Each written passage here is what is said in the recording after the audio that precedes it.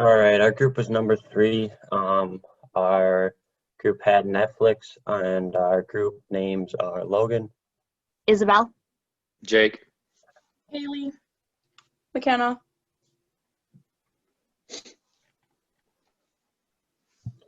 Netflix is a popular internet-based streaming service for TV series and movies. Over the years, its marketing techniques have helped it make one of the most profitable and popular companies in its market.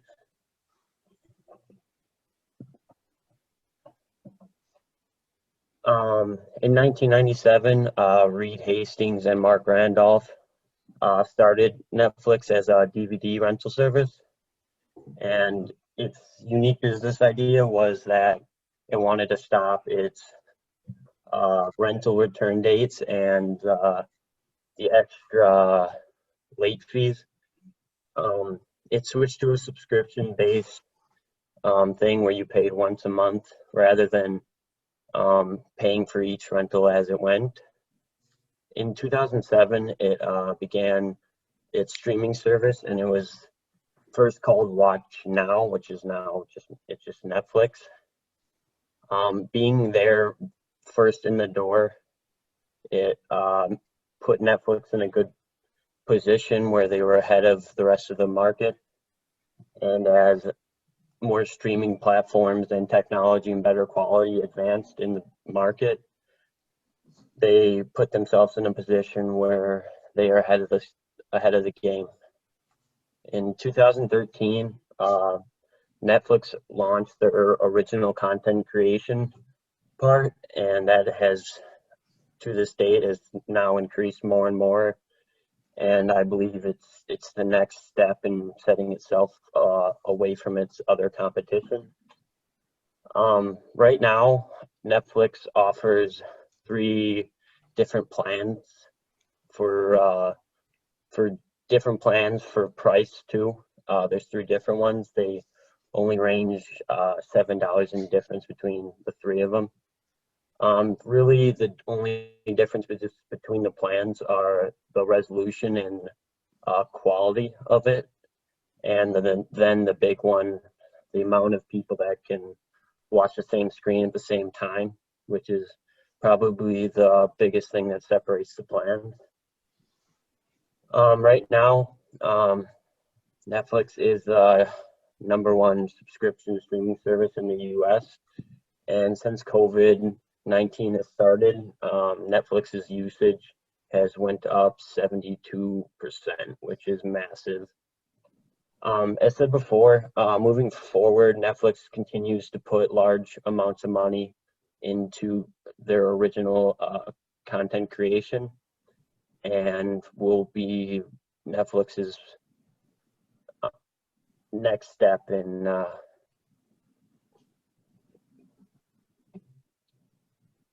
doing good.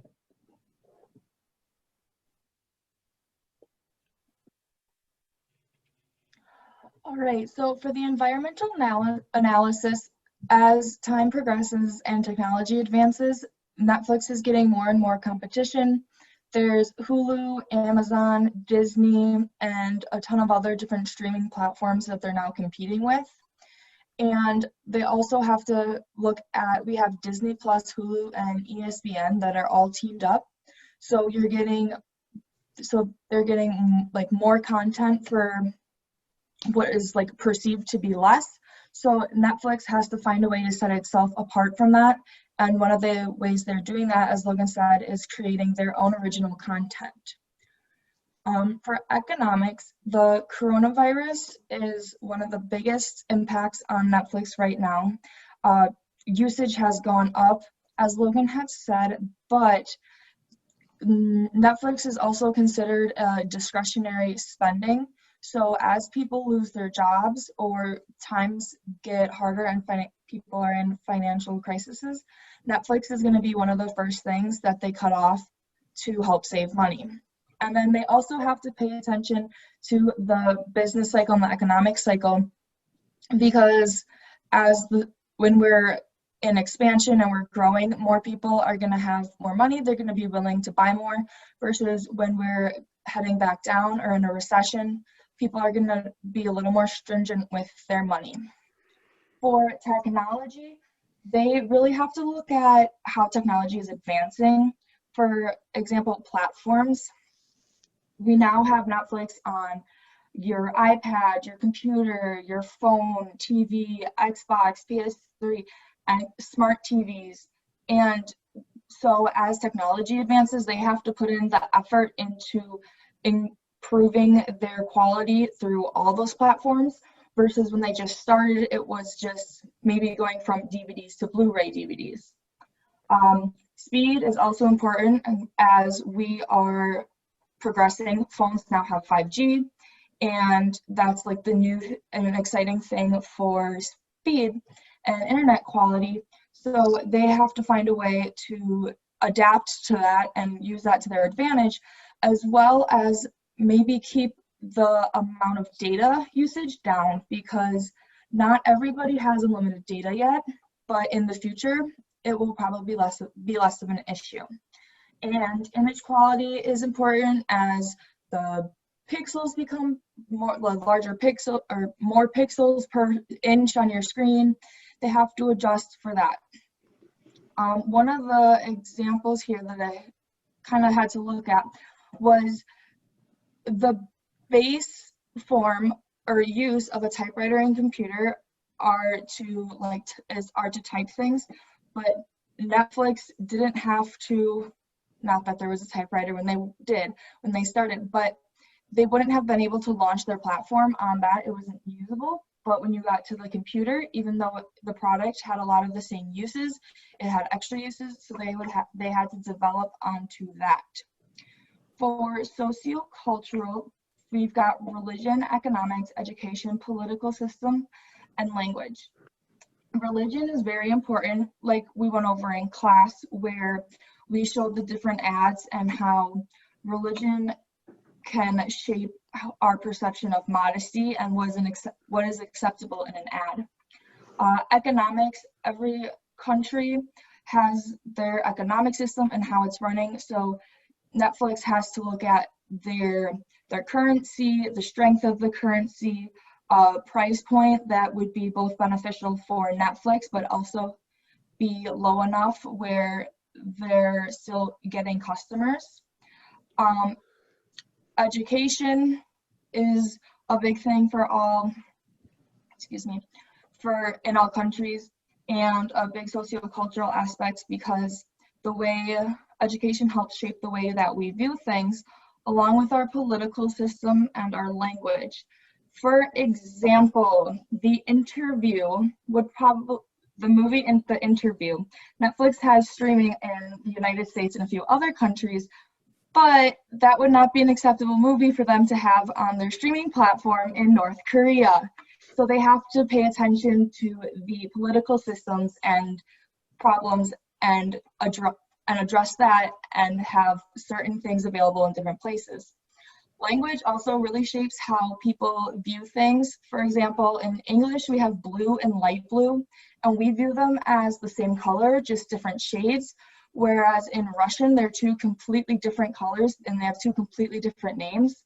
So a big thing with language is they can't necessarily just directly translate a lot of the programs, because a joke that comes across in English may not come across the best in another language. All right, regarding the marketing mix, Netflix is kind of unique in that its product is, with the small exception of the DVDs they still rent out to a few people, their product is entirely online. Like Logan mentioned, they have several different options regarding what plan you can have. They range from anywhere between $8 to $16. And one of the things that Netflix does that's unique and that other streaming services are starting to pick up on is the creation of original content with popular shows like Stranger Things, House of Cards, stuff like that. It's promoted primarily on the internet, just because since it's an internet service, it makes a lot of sense for it to be promoted on the internet. You're not going to see too many physical ads. And it's a US-based company, so the primary market, is the US, but is available in a lot of other countries, and that number is just increasing. As far as promotion goes, they do use a lot of digital media, like I mentioned, but their one big thing is the use of viral marketing. Unlike a lot of other companies that try to be a lot more serious with their users, they're actually very humor focused and very aware of pop culture. So their Twitter account and their Instagram account, stuff like that, they tend to post a lot of memes, a lot of jokes, things that can relate with their users for the purpose of creating a good image for the company, but also hoping that users will spread their message around without them having to actually do that marketing themselves. As far as price goes, like I mentioned, the plans range from about $8 to $16 in the US. Other countries, it can be a little pricier, but the US, that's standard. It has increased over the years. If I remember correctly, when it first started, it was $7 per month. That has increased, but they do justify that by saying that they're streaming in higher definition now, they're streaming more content now, and they're allowing more people to view at the same time on the same account.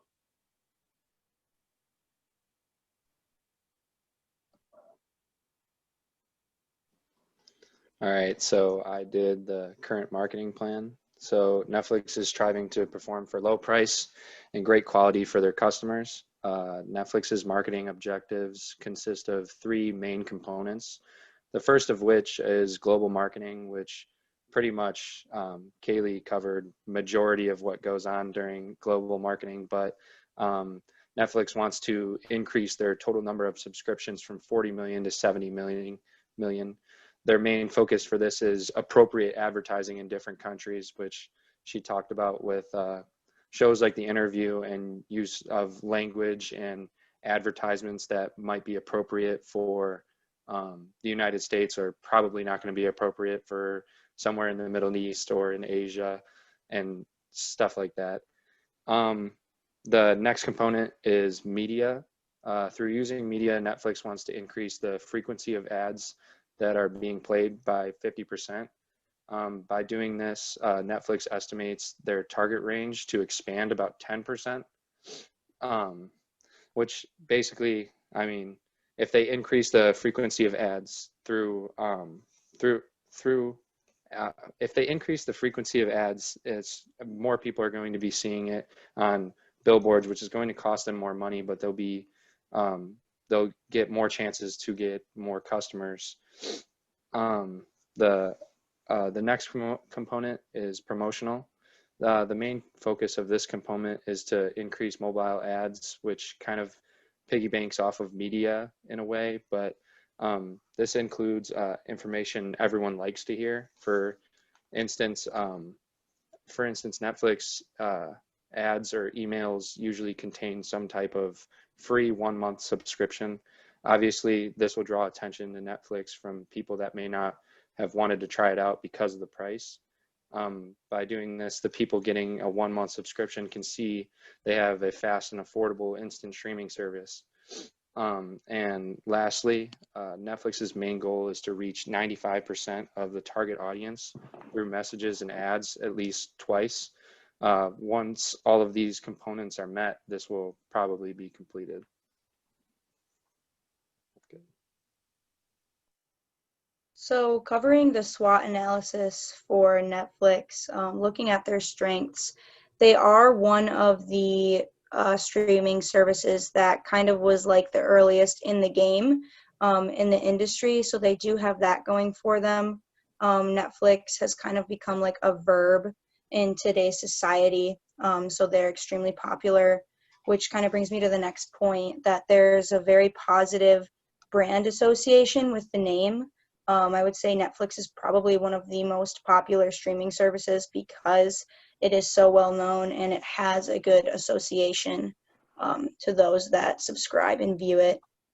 Netflix also has a really great delivery system. You know, when you look for movies or TV shows on Amazon Prime Video, it also like brings up videos or shows that you would need to pay for.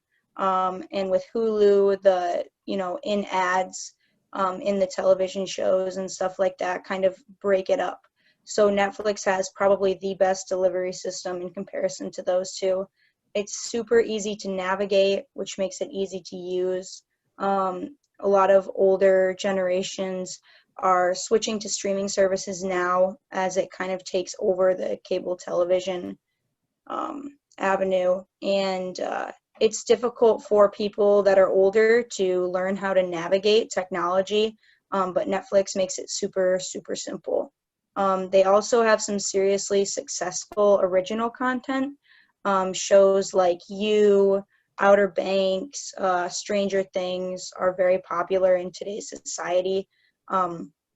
They also offer content from several other platforms. So they offer like third-party content as opposed to, streaming services like Disney, where it's like they only offer specifically Disney shows and movies.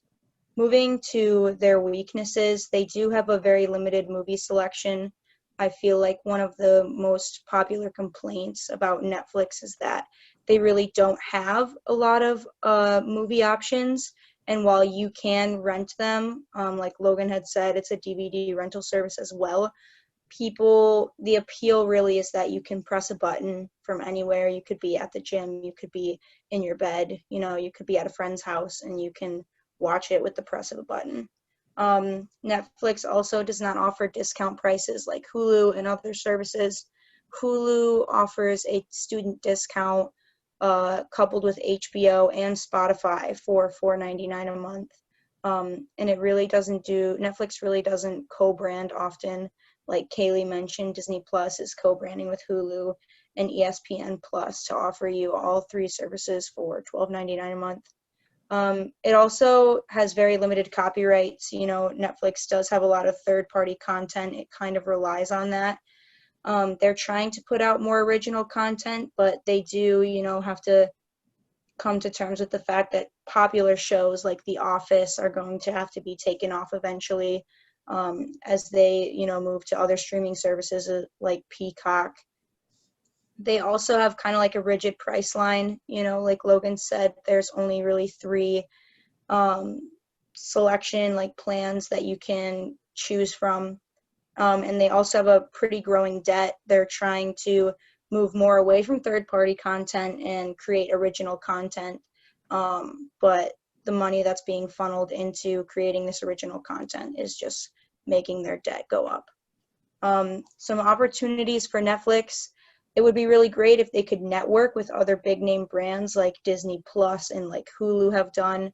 I think that would really help them.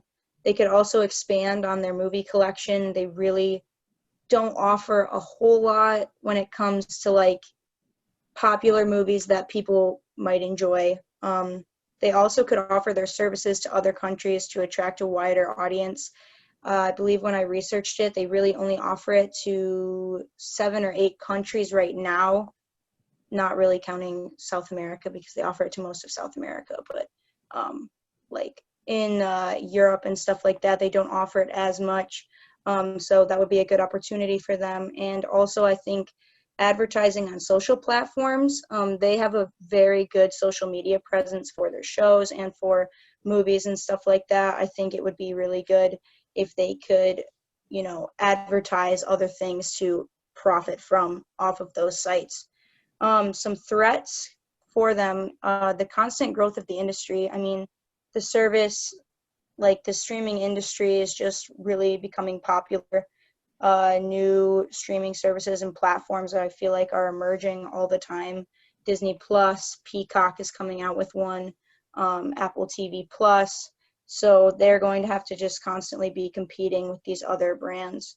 COVID-19 also delayed a lot of their shows. A lot of their shows' release dates are being pushed back to as far as 2021, which put their quarterly earnings a little bit below what they were shooting for.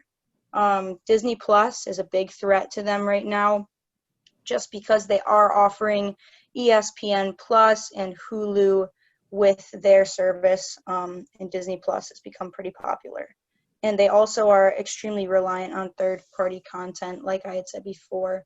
which is dangerous just because as more streaming services come about, it's going to be harder for them to be able to gain third-party content to put on their service.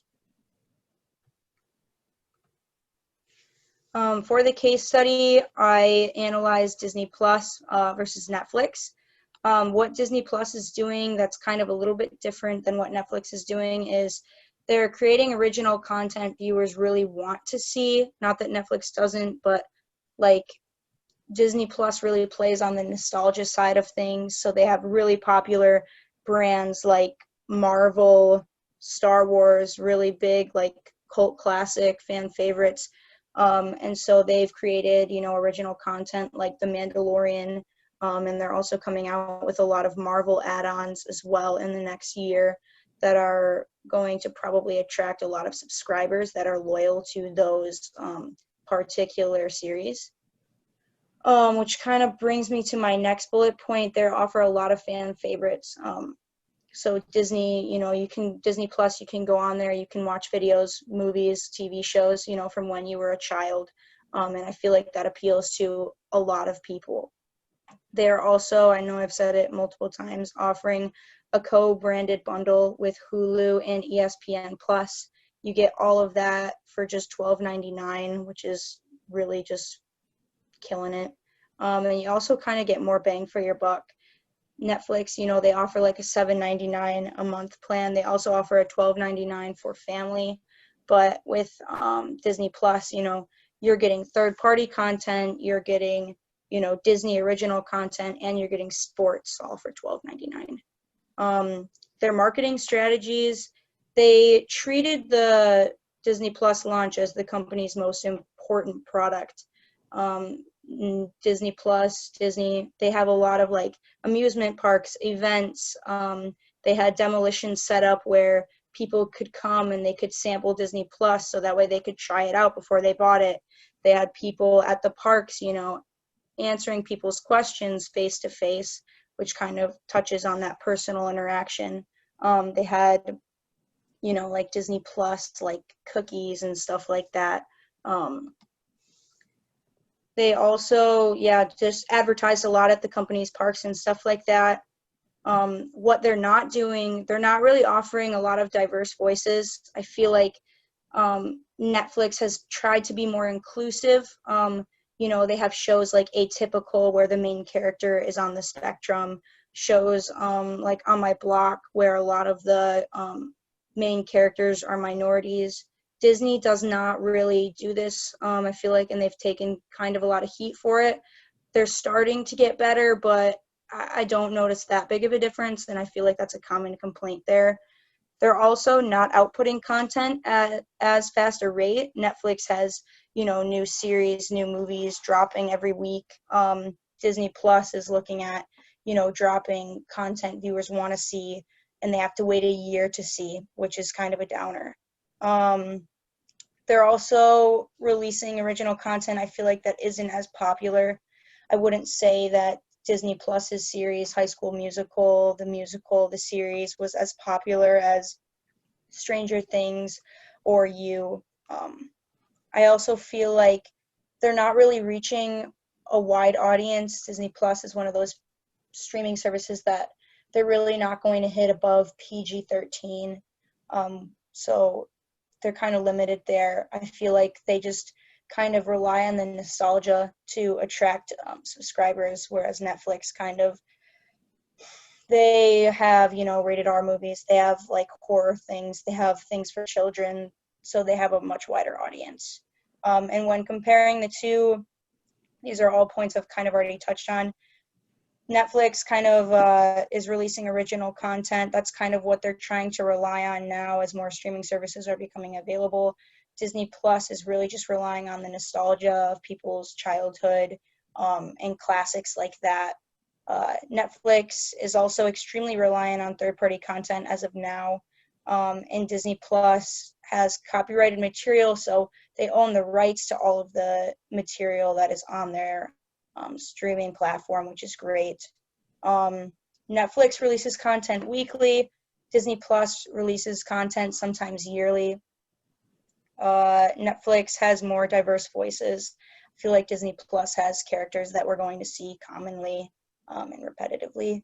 And then Netflix has kind of like a rigid branding. They haven't really expanded their horizons in that regard, whereas Disney Plus is slowly working on co-branding with Hulu and ESPN Plus. All right, so as a whole, we tended to think that Netflix was doing a pretty decent job as far as their marketing and services go. What did come up though, of course, is we're discussing a new service that would be potentially offered. One of the things that kind of came up for us is the idea of regional trends. A really popular feature of Twitter is the regional trends. By that I mean you can go into Twitter, go to the trending page and put in a location, your location, a different location, doesn't matter. And they'll show you what is trending there, like what sports, what shows, stuff like that. So we're thinking that the same concept could be applied here as far as Netflix go. Viewers could see what's trending by geological area in addition to what they're just shown in their own country. Combining that with the fact that they're putting more and more diverse shows on there, shows made by filmmakers from all different countries, all different demographics, all sorts of things like that. It really could be kind of a interesting experience that would be really unifying by showing all sorts of different perspectives. Then potentially beyond that, we could discuss demographics beyond just geography. We could look at what's trending within X demographics, such as what's trending with people under 20, what's trending with people above 50, stuff like that. So again, that's just like a rough idea, but as I said, we really think that Netflix as a whole is doing a pretty decent job, and this is just a way that they could improve. So thank you guys. Everyone, we're good. So everyone's good. Alrighty.